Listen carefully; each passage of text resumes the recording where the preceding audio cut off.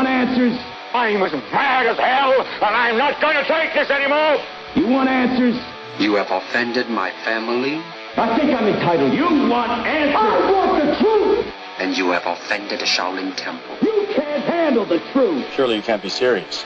I am serious. And don't call me Shirley. Hoorah! Radical Rant. Hello, and thank you for inviting me to present at the Better People Educational Forum entitled Marijuana, Should It Be Legal? In the interest of full disclosure, I should inform you that I own and operate 420radio.org, a 24-hour marijuana legalization talk radio network, and I am a proud daily cannabis consumer. So, I have quite a personal vested interest in legalization. From my perspective, it's not a question of whether cannabis should remain legal. It's whether I should be treated like a criminal for choosing a substance safer than a Portland microbrew or a Willamette Valley Pinot Grigio. Fortunately, a majority of my fellow citizens now agree with me that marijuana should be made legal, and in this presentation, I'll show you why you should want it legalized too. No law in America is so widely disregarded and so severely punished as marijuana prohibition. More than 16 million voting-age adults will use cannabis this month. That's 6.9% of the population. And in Oregon, 11.9% of the population, over 500,000 people, use cannabis monthly. What are they all doing that is so much more dangerous than drinking? This legislative session, we made some much-needed reforms to Oregon's marijuana laws, but we're just rearranging deck chairs on the Titanic of the drug war. It's good we have decrim, a ticket, for less than an ounce, but that still means cannabis is contraband, requiring police to spend time looking for it. It's good we lowered penalties for more than an ounce, but that still means over 15,000 marijuana arrests police waste time and money on. It's good we're expanding medical marijuana, but that still means some people who aren't sick will try to abuse the system, and patients are victimized by black market prices and thefts, as my patient was just this last weekend. We are literally spending billions of dollars trying to stop marijuana use and leaving billions more in tax revenue on the table because we mistakenly believe we must treat pot smokers more harshly than beer drinkers. For the $1 trillion we've spent on the drug war, we've gotten cheaper, more potent cannabis, twice the teenage users, even though we've quintupled the amount of cannabis that we've seized from the black market. Now, nobody who supports marijuana legalization wants teens using cannabis for non-medical reasons, just as we don't want teens drinking and smoking. If you were a high school senior in the late 1970s, 93% of your class had tried alcohol, and 75% had tried cigarettes. For seniors today, those figures are 69% for drinking and 39% for smoking. Both drugs are legal, advertised, and much more addictive than cannabis. How did we get almost a quarter of high school seniors to not drink and more than a third of high school seniors to not smoke? And how many adult drinkers and smokers did we have to raid, arrest, and imprison to pull this off? These lines are the high school seniors who've drank, smoked, and used cannabis from 1975 to 2012, measured by the Monitoring the Future survey. This beer yellow line is alcohol. The smoke gray line is tobacco. And the sticky green line is marijuana. Here's where those stats were when I graduated high school in 1985, where more than 9 out of 10 of my cohorts drank, almost 7 out of 10 smoked, and more than half tried marijuana. Although I wasn't among them, I didn't try it till I was 22. Here's where those figures are for my niece who just graduated high school. Only 7 in 10 drink, only 4 in 10 smoke, and 45% have tried marijuana. Now, what changed? Well, in 1987, President Reagan blackmailed the states to adopt a nationwide 21 drinking age, and from that point on, we see drinking plummet. In 1998, Big Tobacco was sued and agreed to stop advertising to kids using Joe Camel and at sporting events. And from that point on, we see teenage smoking plummet. Now, with marijuana, in 1980, Nancy Reagan just said no, but marijuana arrests actually decreased during the Reagan-Bush years.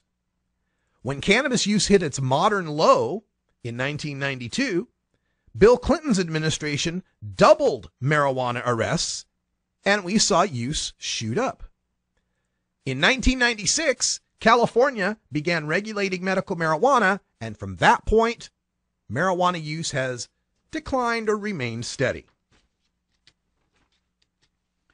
Some people may worry that legalization of marijuana may impact traffic safety. However, the rates of accidents, injuries, and deaths on the roads have all been in decline since the 1990s, even as marijuana use has increased. Much of this is due to seatbelt laws, safer cars, and increased drunk driving patrols, but even states like Oregon, with tens of thousands of medical marijuana patients on the roads, are recording some of their best traffic safety stats ever. Besides, legalizing marijuana doesn't legalize stoned driving. Any cop who could arrest a stoned driver today will still be able to arrest a stoned driver tomorrow. Washington State recently passed marijuana legalization with a THC limit for drivers set at 5 nanograms per milliliter. Thanks to marijuana being legal, news reporters in Seattle were able to set up a driving test course and film 3 pot smokers getting high and then immediately getting behind the wheel. As you watch this video, try to imagine testing a driver who had just been drinking at the same over-the-limit levels that this young lady named Addie attained. Our first volunteer, Addie, is a 27-year-old medical marijuana patient and heavy daily user who had smoked some pot prior to arriving. A blood test before our experiment began showed she came to the track already 3 times the new legal limit for driving under the influence of marijuana. The limit is 5 nanograms. She was at nearly 16 nanograms. While learning the course, Addie turned too sharp at a stop sign and clipped one of our cameras. But the instructor told us her driving was actually fine. So Addie was at 3 times the legal Washington THC limit and drove just fine. Can you picture a driver with a .24 blood alcohol doing the same? Now she gets behind the wheel after some more marijuana smoking. Back behind the wheel for another lap, Addie drove a bit slower than she should and at one point struck a traffic cone. Oh, I hit a cone. I see it in the rearview mirror. Ah! A blood test would later show Addie was driving at 7 times the legal limit for pot with 36.7 nanograms of marijuana in her system, but still driving okay. I wouldn't pull her off the road, no. Not yet. Not this Okay. point. Not only was Addie still driving fine at 7 times the legal limit, imagine a .56 blood alcohol. The other 2 less frequent pot smokers the news crew tested were driving fine at 4 times the limit. Now, Addie gets behind the wheel at 11 times the legal limit. Try and imagine a .88 BAC.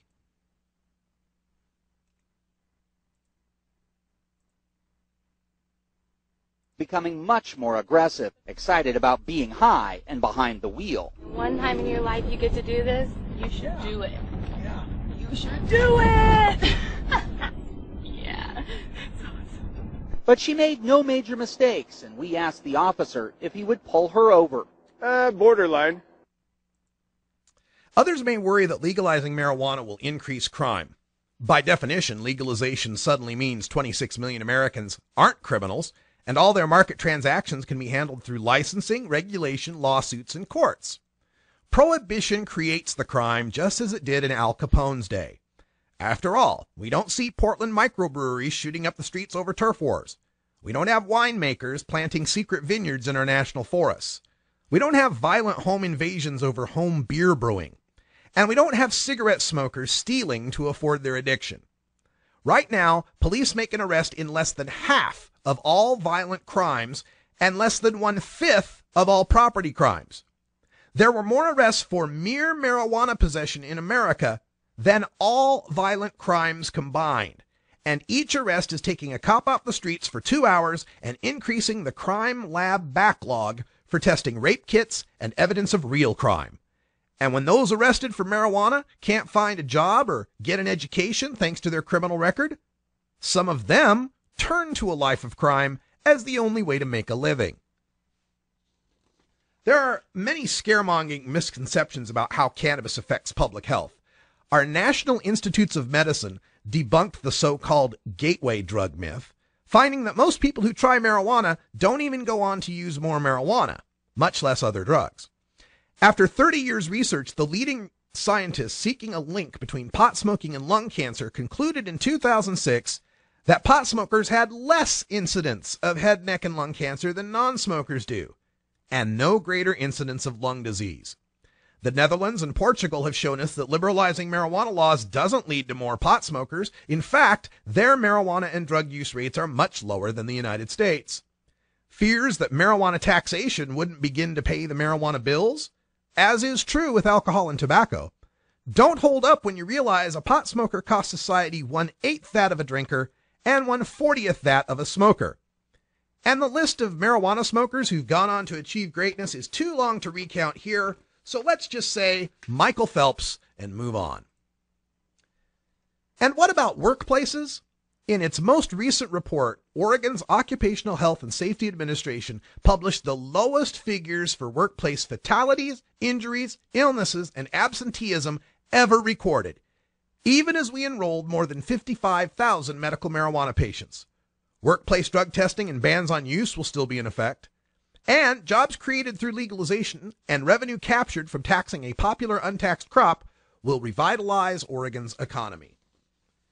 With Washington and Colorado leading the way and the Justice Department recently allowing them to move forward with legalization, there is no good reason to continue treating Oregon's 550,000 cannabis consumers as criminals. Majorities nationwide now agree with legalization, and the support is greatest in the West. Our conservative-leaning editorial board at the Oregonian has twice called on the legislature to craft a responsible marijuana legalization plan, worried that marijuana activists will pass a more liberal legalization via initiative petition. And as marijuana stores open up in 2014 just across the river, we will watch helplessly as Vancouver gladly rakes in all our Portland marijuana tax revenue. Thank you for your attention. I'm Radical Russ Belville from 420radio.org, and you can find me everywhere online at Radical Russ. I look forward to your questions and opinions.